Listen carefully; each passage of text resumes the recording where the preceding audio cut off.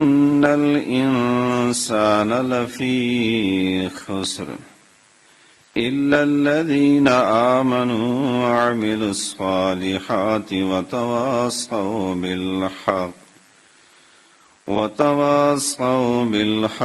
وتواصوا بالصبر.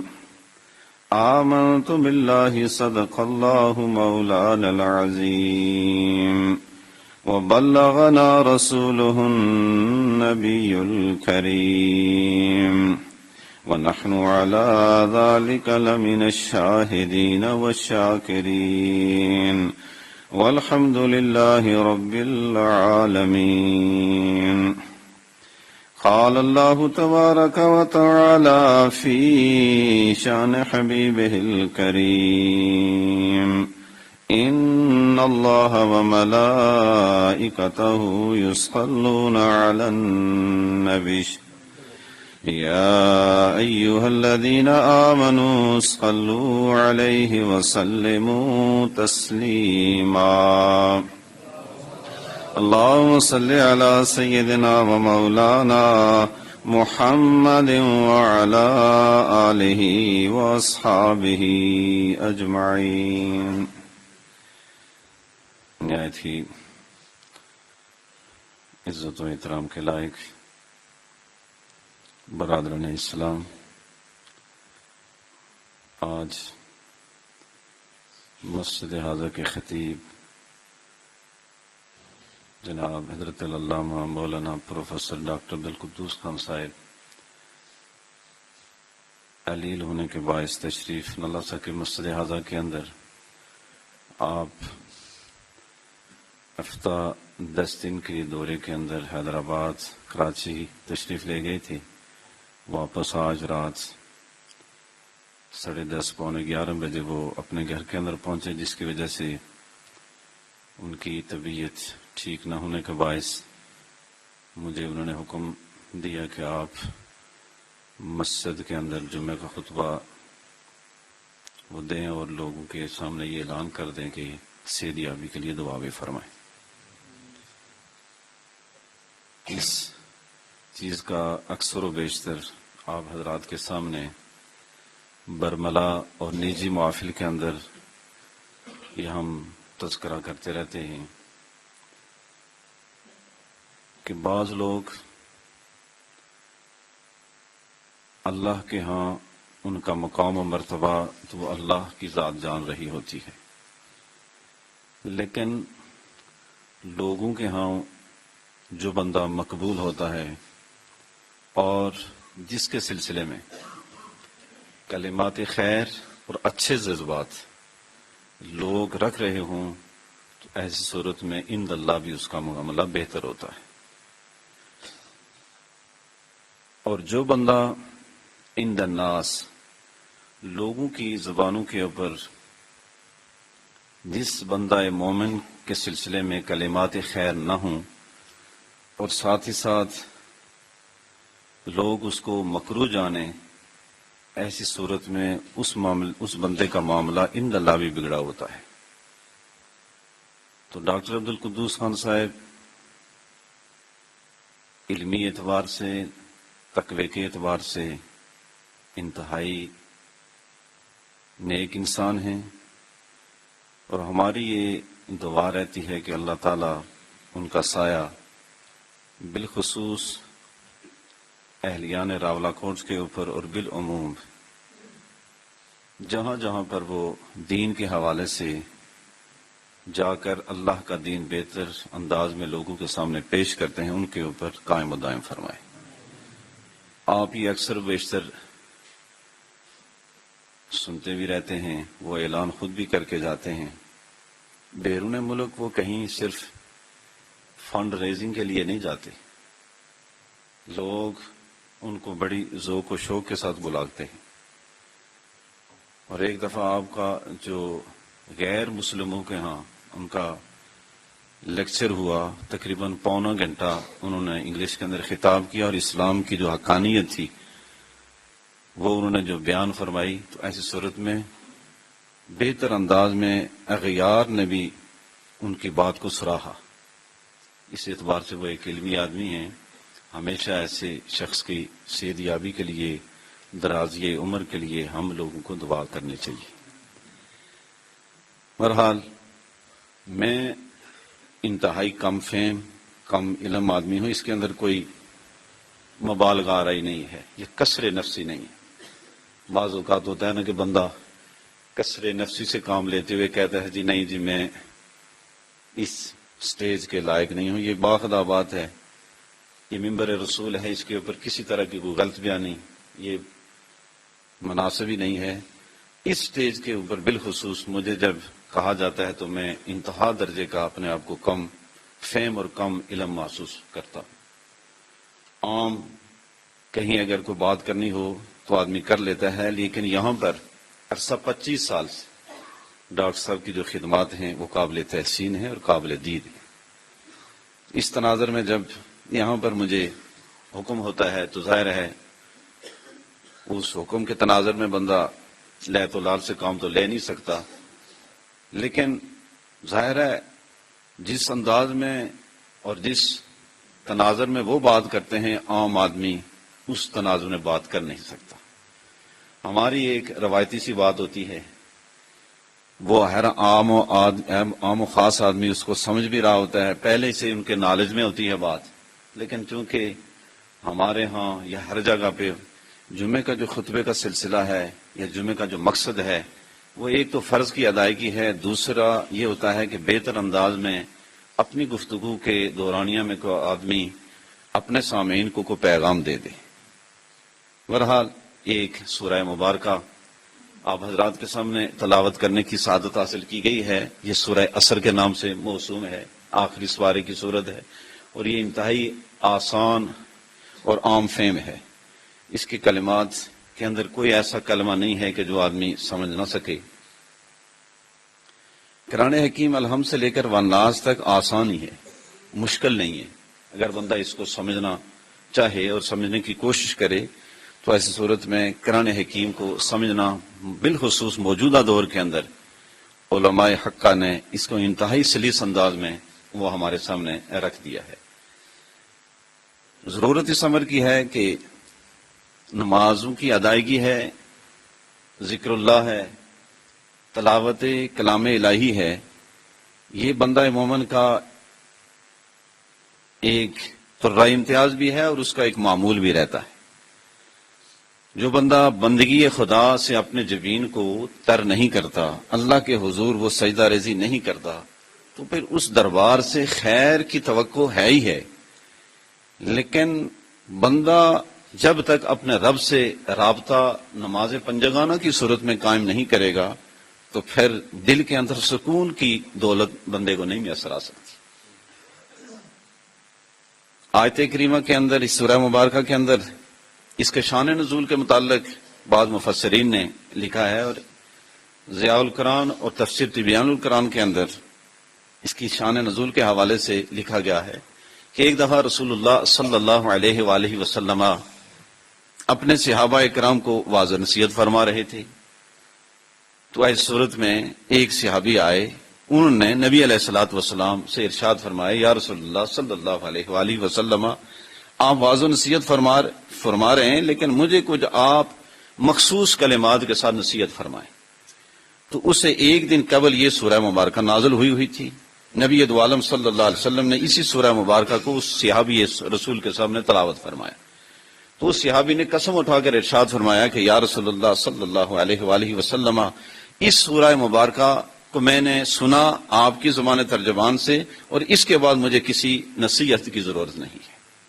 اس کے اندر اتنے اللہ رب العالمین کی طرف سے اتنے انوار و تجلیات ہیں، اور بندہ مومن کی زندگی کے لیے اس کے اندر اتنا بڑا ایک پیغام ہے کہ اگر سارا قرآن حکیم اس کے اوپر عمل کرنا ہر بندہ مومن کے اوپر لازم ہے، لیکن بالخصوص اگر اس سورہ مبارکہ کو لے کر بندہ اپنی زندگی کے ایام کو بسر کرے تو وہ دنیا اور آخرت کے اندر کبھی کسی صورت میں ناکام نہیں ہو سکتا.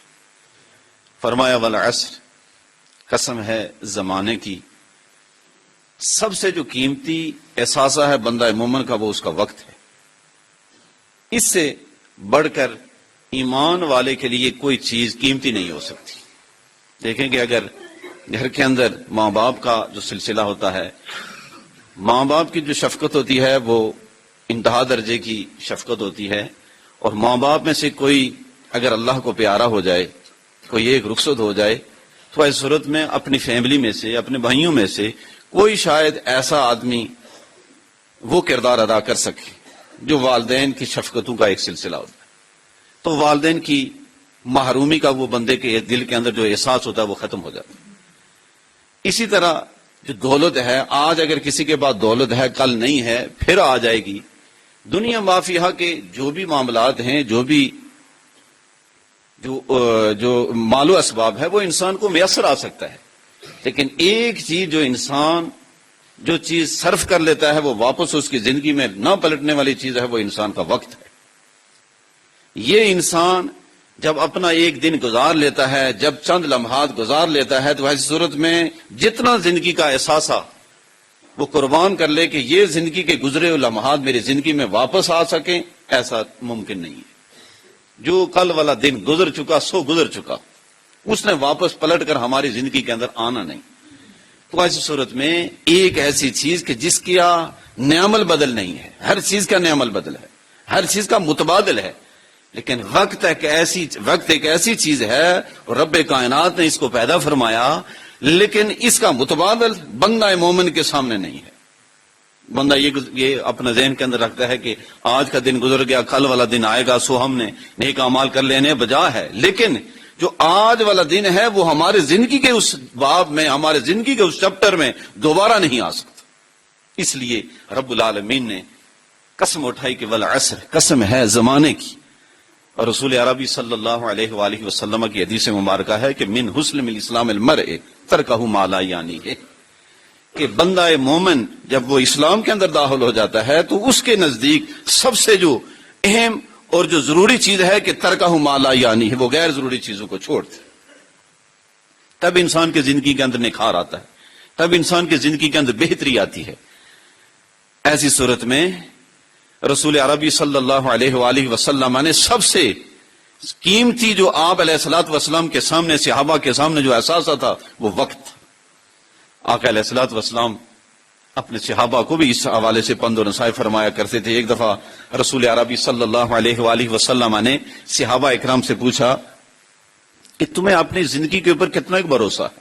صحابہ ایک میں سے کسی نے مہینہ، کسی نے سال، کسی نے دن، کسی نے گھنٹے، لیکن رسول عربی صلی اللہ علیہ وآلہ وسلم نے ارشاد فرمایا میرے صحابہ اتنا بھی بھروسہ نہ کرو کہ بندہ نماز کے اندر ہو، ایک سائیڈ کے اوپر سلام پھیر لے، دوسری سائیڈ کے اوپر وہ منتظر رہے کہ شاید فرشتہ اجل کا آ جائے، جو فرشتہ ہے وہ آ جائے اور آ کے کہے کہ تمہاری زندگی کا جو ہے سلسلہ وہ ختم ہو چکا ہے۔ اتنا بھی اپنی زندگی کے اوپر بھروسہ نہ کرو۔ تو فرمایا کہ والعصر، قسم ہے زمانے کی۔ اس سے علماء کرام نے نماز عصر بھی مراد لی ہے کہ والعصر، قسم ہے نماز عصر کی۔ اب نماز عصر نماز فجر ہے، نماز ظہر ہے، نماز مغرب ہے، عشاء ہے، لیکن اس نماز کو رب العالمین نے کیوں خاص کیا؟ قرآن حکیم کے اندر ہے کہ حافظوا علی الصلاۃ والصلاۃ الوسطی، کہ ساری کی ساری نمازوں کی حفاظت کرو، بالخصوص درمیانی نماز یعنی نماز عصر کی۔ اس موقع کے اوپر نماز عصر کے وقت جو اللہ رب العالمین کی طرف سے فرشتے دنیا کے اوپر مختلف ڈیوٹیاں سر انجام دیتے ہیں، وہ زمین کے اوپر اترتے ہیں، اور اس کے بعد 24 گھنٹے گزار لینے کے بعد پھر رب کی بارگاہ میں وہ حاضر ہوتے ہیں۔ تو اس صورت میں رب العالمین ہر روز نماز عصر کی ادائیگی کے بعد جب ڈیوٹیاں چینج ہوتی ہیں، نئے فرشتے آتے ہیں، پرانے پلٹتے ہیں رب کی بارگاہ میں، تو ایسی صورت میں اللہ رب العالمین ہر روز ان فرشتوں سے پوچھتا ہے، فرشتوں ذرا یہ بتاؤ کہ جس وقت تم گئے تھے تو اہل ایمان جو کلمہ گو بندہ تھا وہ کیا کر رہا تھا؟ جب تم واپس پلٹے ہو 24 گھنٹے گزار لینے کے بعد، اس وقت ایمان والا کیا کر رہا تھا؟ اس وقت اللہ کا فرشتہ اللہ کے حضور یہ عرض کو نہ ہوتا ہے کہ اے بار الہ، جب میں گیا تھا تو جو کلمہ گو مسلمان تھا فلاں کریے کہ جو لوگ تھے یا اللہ وہ تیری عبادت کے اندر مصروف تھے، اور جب ہم 24 گھنٹے گزار لینے کے بعد واپس پلٹے، ایسی صورت میں اس وقت بھی اہل ایمان تیری عبادت کے اندر مصروف تھے۔ اس وقت رب العالمین کی طرف سے یہ پیغام آتا ہے، انی اعلم ما لا تعلمون، فرشتو جو میں جان رہا تھا اس چیز کو تم نہیں جانتے تھے. جب تم سراپا احتجاج بنے تھے، حضرت آدم علیہ السلام کے سامنے سجدہ ریزی کا تمہیں حکم ملا تھا، ایسی صورت میں تم نے یہ اعتراض کیا تھا کہ ہم تیری عبادت کے لیے کافی ہیں، انسان کو کیوں کر پیدا کیا جا رہا ہے؟ اے فرشتو، یہ انسان ہے، اور یہی انسان جب صحیح معنوں میں رب کی بندگی کرتا ہے، اپنے وقت کو بچا کر رب العالمین کے احکامات کے اوپر عمل پیرا ہوتا ہے، یہی انسان رش کے ملائکہ بھی بن جاتا ہے. جو آسمان کے مکین ہیں، فرشتے ہیں، وہ اس کی قسمت کے اوپر رش کرتے ہیں کہ کاش ہم فرشتے نہ ہوتے، ہم بھی انسان ہوتے. اور یہ انسان بندہ مومن جب صحیح معنوں میں اپنے وقت کو گزار کر رب کے حضور حاضر ہوتا ہے تو رب کی طرف سے یہ اعلان ہوتا ہے، یا ایتھا النفس المطمئنہ، اے نفس مطمئنہ، ارجعی الی ربک راضیۃ مرضیہ. تو آج اس حالت میں لوٹ کہ تیرا رب تجھ سے راضی، تو اپنے رب سے راضی. یہ بہت بڑی کامیابی ہے کہ بندہ مومن کے سامنے یہ پیغام آ جائے کہ تیرا رب تجھ سے راضی ہے. اور یہ رضات کا صرف سرٹیفکیٹ ہے، یہ حضرات صحابہ اکرام کے لیے خاص ہے. لیکن وہ بندگان خاص جو اللہ اور اللہ کے رسول صلی اللہ علیہ وآلہ وسلم کے احکامات کے اوپر شب و روز بسر کرتے ہیں، ایسی صورت میں اللہ رب العالمین کے لیے، اللہ رب العالمین کے ہاں وہ بڑے مقبول اور مقرب ہو جاتے ہیں. اور عصر سے مراد زمانہ ہے، عصر سے مراد نماز عصر ہے، اور عصر سے مراد رسول اللہ صلی اللہ علیہ وآلہ وسلم کا بھی زمانہ لیا گیا. بعض مفسرین نے اس سے مراد آقا علیہ الصلوۃ والسلام کا زمانہ مبارک لیا ہے کہ والعصر، قسم ہے زمانہ محبوب کی. رسول اللہ صلی اللہ علیہ وسلم کا جو زمانہ ہے نا، 63 سالہ جو دور ہے، وہ سارے ادوار کے اوپر اس کا جو ہے نا وزن ہے، اور سارے ادوار کے اوپر حاوی ہے وہ دور. جس دور کے اندر رسول عربی صلی اللہ علیہ وآلہ وسلم نے اپنی ظاہری زندگی کے اندر اپنا جو دور گزارا، وہ دور ایسا دور ہے کہ اس دور کو اگر تلاش کیا جائے وہ دور واپس ملنے والا نہیں. کیونکہ اس دور میں جس نے کلمہ پڑھا وہ صحابی ہو گیا، جس نے رسول اللہ صلی اللہ علیہ وآلہ وسلم کی زیارت کی ایمان کی حالت میں، وہ صحابی کی جو ہے نا وہ سند اس کو مل گئی. ایسی صورت میں زمانہ محبوب سارے کے سارے زمانے، جب سے یہ زمانہ تخلیق ہوا ہے اس سے لے کر جب تک یہ ہے، سارے کے سارے زمانے اپنی جگہ ان کی اہمیت بڑی مسلم ہے. لیکن وہ دور کے جس دور کے اندر کملی والے آقا صلی اللہ علیہ وآلہ وسلم تشریف لائے نا، وہ سارے زمانوں کے اوپر اس کا جو ہے نا وہ مقام و مرتبہ حاوی ہے. اور اس لیے فرمایا کہ والعصر، قسم ہے زمانہ محبوب کی. آگے ارشاد فرمایا ان الانسان لفی خسر، بے شک ہر انسان خسارے کے اندر ہے، جو بھی انسان ہے خسارے کے اندر ہے. آگے ارشاد فرمایا الا الذین آمنوا، بے شک مگر وہ لوگ کہ جو ایمان لائے. ایمان لا الہ الا اللہ محمد الرسول اللہ پڑھنے کا نام ہے، اور ساتھ ہی ساتھ یہ زبان سے اقرار ہے اور دل سے تصدیق ہے. اللہ کی وحدانیت، رسول اللہ صلی اللہ علیہ وآلہ وسلم کے ختم رسول ہونے کے اوپر اس چیز کا زبان سے اقرار اور دل سے تصدیق ہو، بندہ مومن اسلام کے اندر داخل ہو جاتا ہے. لیکن جو اصل ایمان ہے وہ ایمان ہے رسول اللہ صلی اللہ علیہ وآلہ وسلم کی محبت. جس دل کے اندر محبت رسول ہے نا، وہ ایمان والا ہے. جس دل کے اندر اللہ کے حبیب صلی اللہ علیہ وآلہ وسلم کی محبت موجود نہیں ہے نا، وہ ایمان سے خالی ہے. اس لیے کہ حدیث مبارکہ ہے رسول عربی صلی اللہ علیہ وآلہ وسلم کی خدمت عالیہ میں، بخاری اور مسلم کی روایت ہے، نبی علیہ الصلوۃ والسلام کی خدمت میں حاضر ہوئے حضرت عمر فاروق رضی اللہ تعالیٰ عنہ. آپ علیہ الصلوۃ والسلام گفت و شنید فرما رہے تھے، پند و نصیحت فرما رہے تھے. حضرت عمر فاروق رضی اللہ تعالیٰ عنہ کہ اس معاملے کو سن لینے کے بعد بندہ اپنے آپ کو دیکھے کہ میں کس مقام کے اوپر کھڑا ہوں. نبی دو عالم صلی اللہ علیہ وآلہ وسلم کی خدمت میں حاضر ہو کر عرض گنا ہوتے ہیں، یا رسول اللہ صلی اللہ علیہ وسلم، دنیا مافیہا کی ہر چیز سے بڑھ کر عمر کو آپ سے محبت ہے، لیکن ایک ایسی چیز ہے کہ اس سے زیادہ میں آپ کو محبوب نہیں جانتا. فرمایا وہ کون سی چیز ہے؟ او یا رسول اللہ، وہ اپنا نفس ہے، وہ اپنی جان ہے. تو فرمایا اے عمر، تیرا ایمان ابھی مکمل نہیں ہوا، تو کامل ایمان والا نہیں ہے. اب اس حدیث مبارکہ کو سامنے رکھ کر نا بندہ دیکھے نا کہ لا یؤمن احدکم حتی اکون احب الیہ من والدہ وولدہ والناس اجمعین. اور ایک حدیث مبارکہ کے اندر ہے ولنفسہ، کہ وہ بندہ جو اپنی جان سے بڑھ کر، اپنے ماں باپ والدین سے بڑھ کر جب تک محمد رسول اللہ صلی اللہ علیہ وآلہ وسلم کو محبوب نہیں رکھے گا، عزیز نہیں رکھے گا، ان سے محبت نہیں رکھے گا، وہ ایمان والا نہیں۔ اور عمر فاروق رضی اللہ تعالیٰ عنہ وہ صحابی رسول ہیں جن کے بارے میں مصطفیٰ کریم علیہ الصلوۃ والسلام نے ارشاد فرمایا کہ اگر میرے اوپر نبوت کا دروازہ بند نہ ہوتا تو میرے بعد جو نبوت کا حقدار ہوتا وہ میرا عمر ہوتا۔ اس پائے کے صحابی کی ایمان کی نفی کی جا رہی ہے۔ اس سے مراد یہ ہے میرے بھائی کہ اعمال صالحہ اپنی جگہ اس کی اہمیت ہے، لیکن ساتھ ہی ساتھ حب رسول صلی اللہ علیہ وآلہ وسلم، اور حب رسول کس سے آتی ہے؟ اعمال صالحہ سے۔ حب رسول نبی علیہ الصلوۃ والسلام کی سیرت کے اوپر عمل کی صورت میں آتی ہے۔ نبی دو عالم صلی اللہ علیہ وآلہ وسلم کی ذات بندہ مومن سب سے عزیز اس کو سمجھے۔ لقد کان لکم فی رسول اللہ اسوۃ حسنہ، تمہارے لیے رسول اللہ صلی اللہ علیہ وسلم کی ہستی مبارک بہترین نمونہ ہے۔ آپ علیہ الصلوۃ والسلام کی زندگی مبارک کا کوئی گوشہ ایسا نہیں ہے جو بندہ مومن کے لیے ایک نمونے کی حیثیت نہ رکھتا ہو۔ اور آقا علیہ الصلوۃ والسلام کی ذات سے محبت ہوگی تب دل کے اندر ایمان ہوگا۔ ہمارے استاد محترم فرمایا کرتے تھے ضیاء الامت جسٹس پیر محمد کرم شاہ رحمۃ اللہ تعالی علیہ کہ بندہ ہر چیز بندہ اپنے رب سے مانگتا ہے، دولت ہے، صحت ہے، عافیت ہے، دنیا معافیہ کی جو چیز ہے نا، رب سے بندہ ہاتھ پھیلا کے مانگتا ہے، دل کے اندر مانگتا ہے۔ ایسی صورت میں اللہ تعالیٰ اس کو عطا کرتا ہے۔ اور اللہ کے در کے علاوہ کوئی در ایسا نہیں ہے جس در کے اندر جا کر بندہ سوالی جو ہے نا وہ پیش ہو سکے۔ رب کی بارگاہ میں بندہ سوال کرتا ہے، رب کی بارگاہ میں بندہ التجا کرتا ہے، اپنی ساری کی ساری حاجات کا مرکز و محور جو ہوتا ہے وہ بندے کا رب کی بارگاہ ہوتی ہے۔ وہ فرمایا کرتے تھے جب دیکھنے والا کوئی دیکھ نہ رہا ہو نا، کوئی اس کو دیکھ نہ رہا ہو اور اکیلا ہو، تنہائی ہو، اس تنہائی کے عالم میں بندہ اپنا ہاتھ نہیں اپنا دامن پھیلائے، اپنا دامن پھیلا کر رب کی بارگاہ میں التجا کرے کہ یا اللہ اپنے نبی کی محبت ہمیں عطا فرما دے۔ اور جب بندہ دامن پھیلا کر اپنے رب سے مانگتا ہے نا، یہ دامن کبھی خالی واپس نہیں ہوتا۔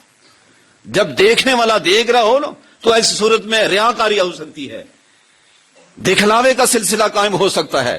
جب تنہائی میں بندہ اپنے رب سے مانگتا ہے اور جولی پھیلا کر مانگتا ہے، دیکھیں نا جب کوئی فقیر کسی بادشاہ کے در کے اوپر جاتا ہے تو ایسی صورت میں اس کو کہتا ہے رائے خدا کے اندر دے دو، یا عام کسی بندے کی جناب کے اندر، عام کسی گھر کے اندر دکان کے اوپر جاتا ہے، سوالی جب سوال کرتا ہے، قرآن حکیم کا بھی یہی فلسفہ ہے، فَأَمَّا السَّائِلَ فَلَا تَنْهَرْ۔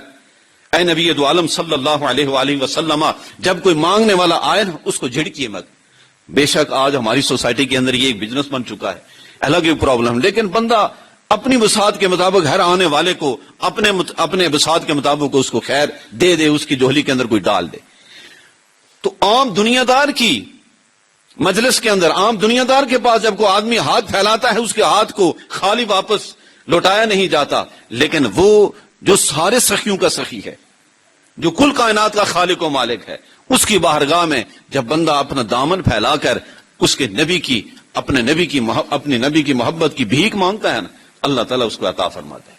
اور دل کے اندر حب رسول جب پیدا ہوتا ہے، اللہ کے حبیب صلی اللہ علیہ وآلہ وسلم کی محبت جب جاغذی ہوتی ہے، پھر اعمال صالحہ کے اندر چاشنی آتی ہے، پھر اعمال صالحہ کے اندر لذت اور مٹھاس آتی ہے۔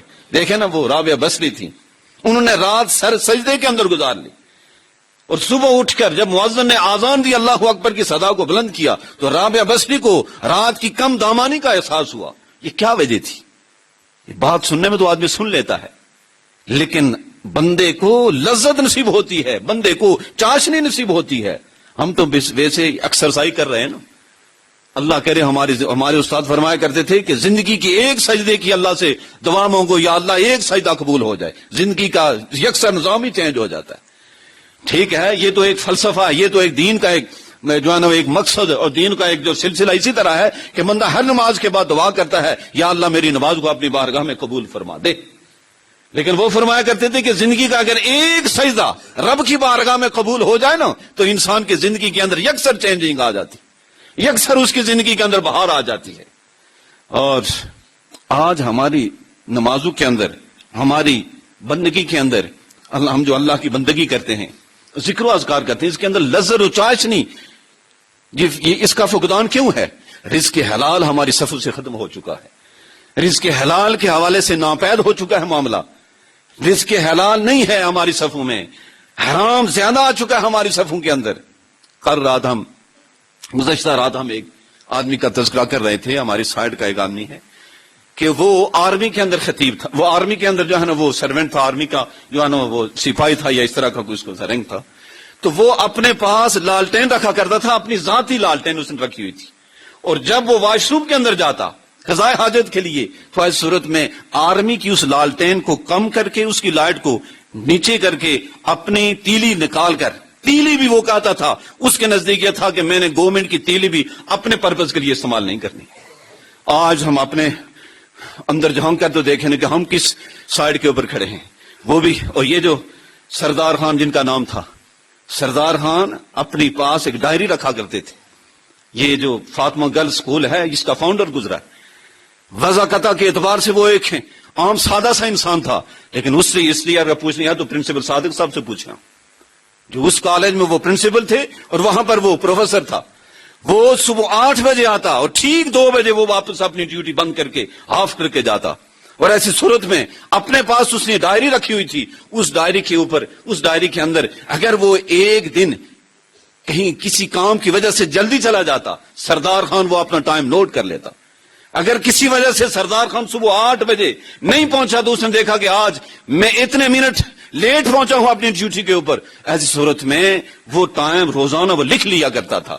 اور مہینہ گزار لینے کے بعد ان منٹوں کو گھنٹوں کے اندر نکال لینے کے بعد کیلکولیشن کرتا کہ میری اتنی سیلری ہے، اس سیلری میں سے فی گھنٹہ میرا اتنی پیمنٹ بنتی ہے، اور جو اس کی پیمنٹ زائد ہوتی، وہ جو اس نے ڈیوٹی مہینے کے دوران میں نہیں کی ہوتی، وہ ساری کی ساری رقم لے کر پرنسپل صادق صاحب کے ہاتھ میں دے دیا کرتا تھا کہ میں، آپ میرے ڈپارٹمنٹ کے ہیڈ ہیں، میں نے اس مہینے میں اتنے گھنٹے ڈیوٹی نہیں کی. اور آج ہمارے آفیسران دیکھیں، یہ جو سید القوم خادمہم ہوتا ہے، یہ جو اس قوم کا سردار ہوتا ہے نا، وہ دراصل رعایا کا، اس پبلک کا نوکر ہوتا ہے بھائی. اور آج عیاشی کی انتہا ہے، نوکر چاکر کی انتہا ہے. ایک آفیسر سے میں اور ڈاکٹر صاحب ملنے گئے، دن 11 بجے تھا، خدا کی قسم دن 11 بجے وہ اپنی ڈیوٹی کے اوپر نہیں آیا. اور جب ہم نے تھوڑا سا دیر انتظار کی کہ جناب صاحب آنے والے ہیں، تو صاحب آئے تو اپنے ساتھ ایک بچی کو لے آئے، اور بچی کو وہ کھلا رہے ہیں اور بچی کو آفس میں بٹھا کر اس کے ساتھ جو ہے نا اپنے دل کو بہلا رہے ہیں. ان کے پاس گاڑی بھی ہے، ان کے پاس نوکر چاکر بھی ہے، ان کے پاس بنگلہ بھی ہے. گورنمنٹ کی کتنی بڑی سہولیات ہیں.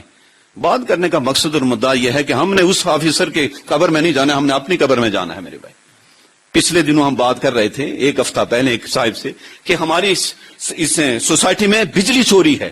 دیکھیں نا، میں نے ان بزرگوں کے جیب کاٹ کر رکھے، یا ان سے 10 روپے ادھار لے کر میں نے ان کو واپس نہ کیا، میں ان کا ذاتی مجرم ہو گیا.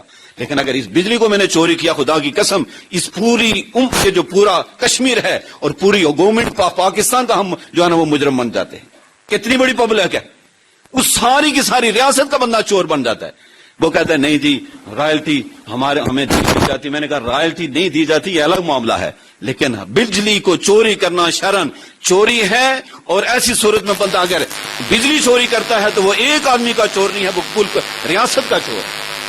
والعصر ان الانسان لفی خسر. میرے بھائی، رب العالمین نے قسم اٹھا کر اسی لیے فرمایا کہ قسم ہے زمانے کی جس زمانے کے اندر بندہ اپنے ایام جس کو بسر کر رہا ہوتا ہے. ان الانسان لفی خسر، بے شک انسان خسارے میں ہے. الا الذین آمنوا، یہ ایمان آئے گا. خدا کی قسم حلال رزق حلال نہیں ہے تو ساری زندگی بندہ دعائیں مانگتا رہے، ساری زندگی بندہ تہجدیں پڑھتا رہے، اس کے دل کے اندر حب الہی حب رسول نہیں پیدا ہوتا. حب الہی اور حب رسول کے لیے بنیادی نسخہ رزق حلال ہے. وہ رزق حلال آج ہماری صفوں سے کم ہوتا جا رہا ہے. رزق حلال کا سلسلہ ہمارے ہاتھوں سے چھوٹا جا رہا ہے. جبکہ ہمارے جو آبا و اجداد تھے، ہمارے جو بڑے تھے، ہمارے محلے میں سے ایک آدمی گیا حج کرنے کے لیے. اس نے کہا میں نے آنکھ بند کر کے دیکھا اور سوچا کہ میں نے کسی سے کوئی فراڈ کیا. میں حج بیت اللہ کے لیے جا رہا ہوں، اللہ کے گھر کی زیارت کے لیے جا رہا ہوں، میں نے حج بیت اللہ کرنا ہے، تو میں کسی سے فراڈ کر کے حج بیت اللہ میرا عند اللہ کیا مقبول ہوگا. تو رات کو میں لیٹا اور لیٹنے کے بعد اپنے بستر کے اوپر کروٹیں لیتا رہا کہ میری عمر 80 سال کے لگ بھگ ہے، میرا کسی سے اگر فراڈ ہے تو وہ سامنے آ جائے. کسی سے کوئی فراڈ سامنے نہیں آئے. 2 فراڈ میرے سامنے آئے. ایک فراڈ یہ ہے کہ میں آرمی کے اندر حوالدار تھا، تو میں نے ایک دفعہ اپنے گھر کے اندر جو آٹے کی بوری تھی، اس کی جو ڈور تھی اوپر جو سیڑ کہتے ہیں، وہ لے آیا غلطی سے اپنے گھر کے اندر. ایک دوسری میری مسٹیک یہ تھی کہ بچپنے کے عالم میں ایک خاتون نے مجھے 2 آنے دیے کہ جاؤ بیٹا میرے لیے نسوار لے آؤ. جب میں نے نسوار لینے کے لیے گیا، چیڑ سے میں نے نسوار لی اور ایسی صورت میں واپس آیا تو 1 آنے کی نسوار کو میں نے لیا اور 2 1 آنا میں نے کھا لیا. یہ میری زندگی کے 80 سال کے اندر 2 فراڈ ہیں. اور وہ اس خاتون کے ہاں چلا، چھوٹا گلا کے اندر وہ آدمی کرایہ دے کر گیا، اس کو جا کر اس سے معذرت بھی کی، میں نے بچپنے کے عالم میں تمہارا 1 آنا کھایا تھا، اس سے معذرت بھی کرتا ہوں، تمہیں یہ اس کا جانا متبادل بھی پیش کرتا. بات یہ ہے میرا بھائی، اگر ایسا بندہ رزق حلال ساری زندگی کھا کر حج بیت اللہ کے لیے جائے گا، جب وہ وہاں پر کہے گا نا لبیک اللہم لبیک لا شریک لک لبیک، پھر اس کی لبیک کا کیا کہنا ہوگا. اس لیے مانگا کریں رزق حلال، کوشش کیا کریں کہ ہماری صفوں کے اندر رزق حرام کا 1 لقمہ جب حلق سے میرے بھائی اندر جاتا ہے نا، 40 دن تک اللہ کے ہاں کوئی دعا کوئی عبادت مقبول نہیں ہوتی.